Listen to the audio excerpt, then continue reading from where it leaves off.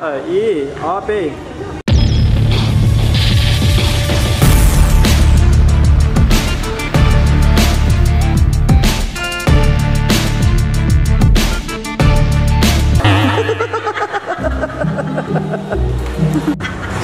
Chỉ tên nhớ bao giờ?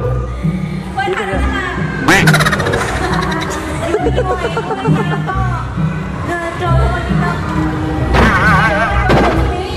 Wow, này có我还玩今天，太行，绕吧，我绕吧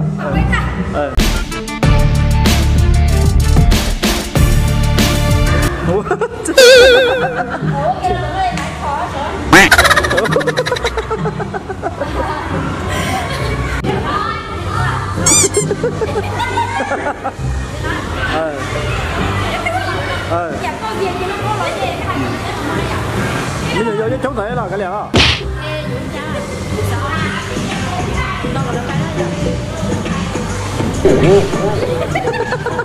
Rồi có gì lại nó, có gì lại cái, có gì lại nó vậy? Rồi có mai nó, ý nhớ của mẹ nó, đi nó này của nó chuyển vào nhau, ý nhớ nó. Tì nó lái mà nó hỏi nữa khó hỏi tì á. Nó chỉ có nó gọi bỏ nó tí còn một chút thôi này à.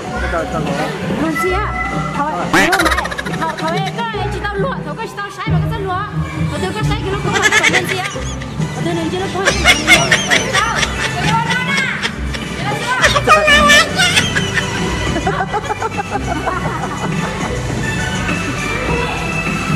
đấy ít sát khởi sát đi, nè.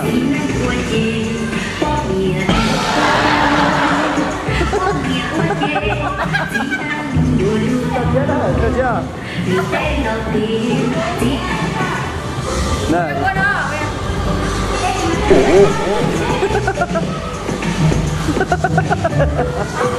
Trả lời đâu à?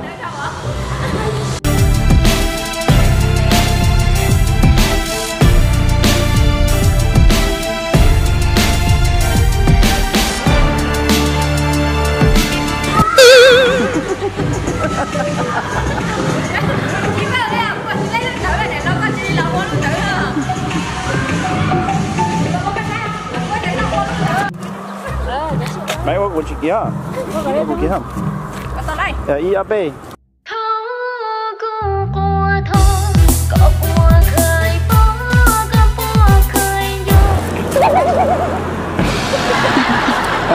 Ôn gì? Ôn gì thế? I A B.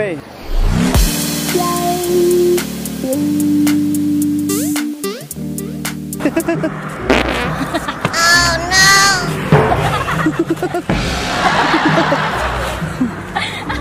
Nó có chờ đâu cũng lặng mà thấy thế. Thấy rồi giờ.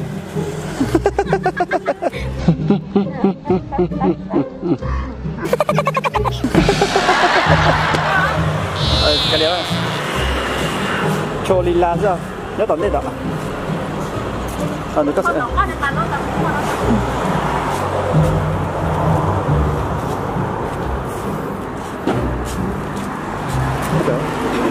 I A B.